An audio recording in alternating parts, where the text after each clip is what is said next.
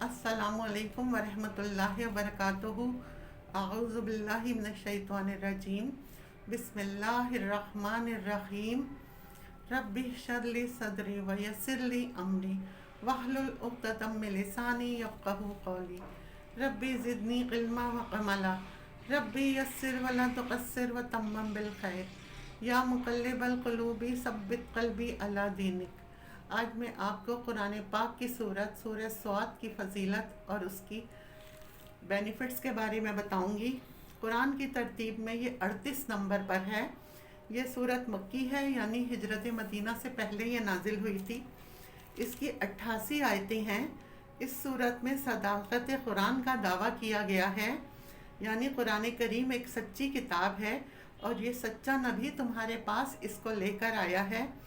इसमें सब्र करने का कहा गया है, यानी सबसे बड़ा सब्र करने वाला इंसान हज़रत अय्यूब अलैहिस्सलाम का ख़ास तौर पर इसमें तस्करा किया गया है और अम्बिया के भी इशारे दिए गए हैं।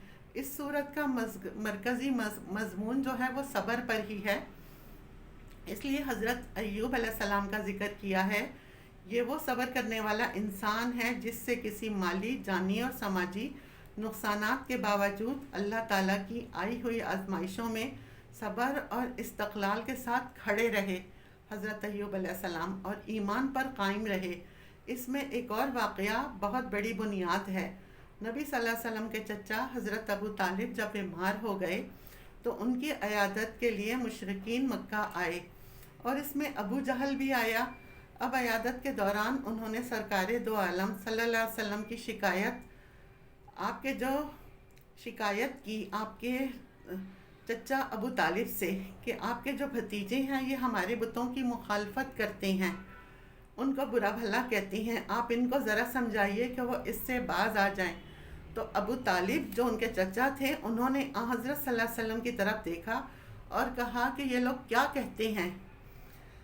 इस पर आप सल्लल्लाहु अलैहि वसल्लम ने फरमाया कि असल में मैं इनको जिस बात की दावत देता हूँ, अगर ये इस पर आ जाएं, इस बात को मान ले, तो पूरा अरब जो है वो इनका ग़ुलाम हो जाएगा, इनका ताबेदार हो जाएगा और पूरा अजम इनको जिजिया देना शुरू कर देगा। इतना ऊंचा इनको मुकाम मिल जाए। ये बात जब सुनी तो अबू जहल ने कहा, ऐसी 10 बातें हम मानने को तैयार हैं, बताओ कौन सी बात है कि जिनसे पूरा अरब हमारे ज़ेरे नगी हो जाए और पूरा अजम हमें जिजिया देना शुरू कर दे। इससे बढ़कर हमें और क्या चाहिए।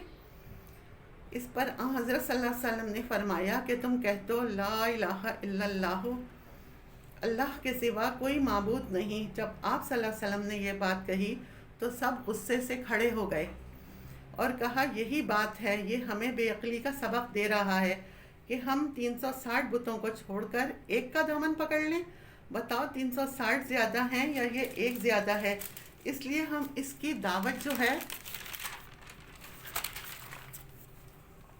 कबूल नहीं कर रहे। इस पर अल्लाह ताला ने यह सूरत इस मौके पर नाजिल फरमाई और इस सूरत में हक़ाइक़ बयान किए कि अगर सब्र व तहम्मुल के साथ ये सोचते तो ये कलमा ही उनके लिए कलमा निजात था और यही कलमा उनके लिए एजाज़ था।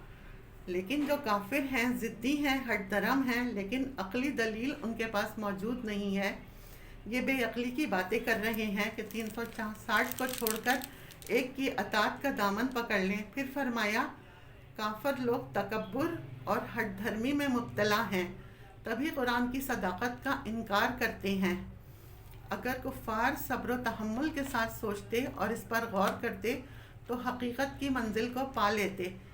इसी तरह मोमिन भी जब सब्र व तहम्मुल से ईमान की राहों पर चलता है तो वो भी मंजिल पा लेता है। और अम्बिया अलैहिस्सलाम पर भी आजमाइशें आईं और हर एक इस आजमाइश सब्र व तहम्मुल से कदम बढ़ाते रहे और अल्लाह ताला ने दुनिया में उन्हें एजाज़ दिया और आखिरत में उन्हें कामयाबी होगी। तो ये सब्र व तहम्मुल की बुनियाद है इस सूरत में। और हज़रत अय्यूब का ज़िक्र किया कि सबसे बड़ा सब्र उन्होंने किया। उन्होंने जान के नुकसान हुए, माल में नुकसान हुए, समाज में नुकसान हुए और सब ने उनका साथ छोड़ दिया। صرف ایک وفادار بیوی تھی، لیکن انہوں نے اللہ تعالیٰ کی توحید کا دامن نہیں چھوڑا۔ اس کے نتیجے میں اللہ تعالیٰ نے ساری نعمتیں انہیں دوبارہ لوٹا دیں، بلکہ ڈبل کر کے لوٹا دیں، اور اس آزمائش سے نکال دیا، اور دنیا کے لیے انہیں مثال بنا دیا کہ صبر کا دامن تم تھام کر دیکھو، پھر اللہ تعالیٰ وہی دولتیں بھی کیسے لوٹاتے ہیں، یہ حقیقت بتا دی۔ پھر فرمایا اصل میں یہ تکبر کا شکار کیوں ہیں؟ کفار اصل میں ہیں، 3 حجابات ان کے اوپر ہیں۔ حجاب طبعی، طبیعت کا حجاب، طبعی طور پر ہی ان میں نخوت اور تکبر ہے، کسی دوسرے کی بات سنتے ہیں نہ سمجھتے ہیں، بلکہ اپنی سبکی سمجھتے ہیں۔ حجاب رسم یعنی رسم و رواج ایسے جاری کر رکھے ہیں، ان رسم و رواج کی وجہ سے انہیں چھوڑ کر دین اسلام اختیار کرتے ہیں تو بھی سبکی ہوتی ہے، تو یہ بھی ان میں ایک ضد ہے۔ حجاب رسوع معرفت یعنی ان کو غلط علم حاصل ہے، یہ غلط علم کا شکار ہے، 360 بتوں کو اپنا معبود برحق سمجھتے ہیں، یہ غلط علم کا شکار ہیں۔ اس کی وجہ سے ان کے اندر ایک عداوت پیدا ہو گئی ہے، اس لیے کسی دوسرے کی سننے کو تیار نہیں۔ تو یہ تکبر اور عداوت حجابات ہے، ان حجابات کی وجہ سے یہ منزل کو نہیں دیکھ پاتے، اور نبی صلی اللہ علیہ وسلم کی نبوت کے نور کو یہ دیکھ نہیں پاتے۔ اللہ تعالیٰ نے ان حجابات کا اس صورت میں ذکر کیا کہ یہ اگر ہٹ جائیں تو یہ اللہ کی توحید اور نبی صلی اللہ علیہ وسلم کی رسالت کو دیکھ لیں گے، اور قرآن کی حقانیت ان کے قلوب میں جاگزی ہو جائے گی۔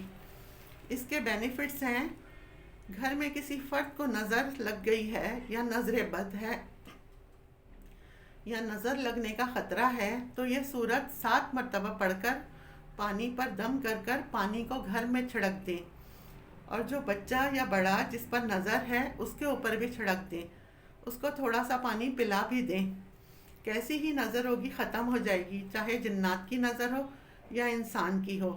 7 دن تک یہ عمل کر لیں۔ اگر کوئی ایسا دشمن ہے جو پیچھا نہیں چھوڑتا، ہر طرح پریشان کرتا ہے، تو 7 ہی دفعہ اس سورت کی تلاوت کر کے دعا کرتے رہیں، 11 سے 21 دن تک یہ عمل کر لیں۔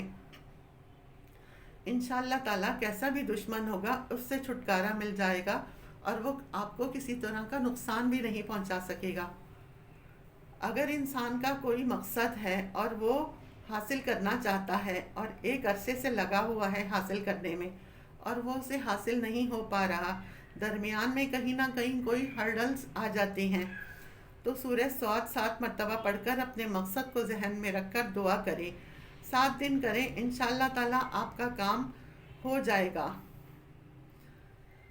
اگر کوئی شخص یہ چاہتا ہے کہ اس کا رزق کشادہ ہو اور اس کے گھر میں برکت ہو تو روزانہ سورہ صاد پڑھے۔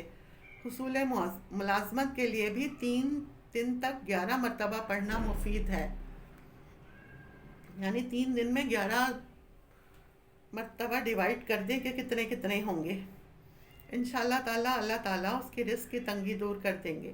اگر کوئی چاہتا ہے کہ اس کی معاشرے میں عزت ہو تو اس صورت کو سفید کاغذ پر لکھ کر موم جامع کر کے بازو پر پہنے، انشاءاللہ تعالیٰ ہر شخص اس کی عزت کرے گا۔ اللہ تعالیٰ ہمارے اور آپ کے مسائل حل کرے، ہمیں اور آپ کو ثابت قدم رکھے اور عمل کرنے والا بنائے، آمین۔ وآخر دعوانا الحمدللہ رب العالمین۔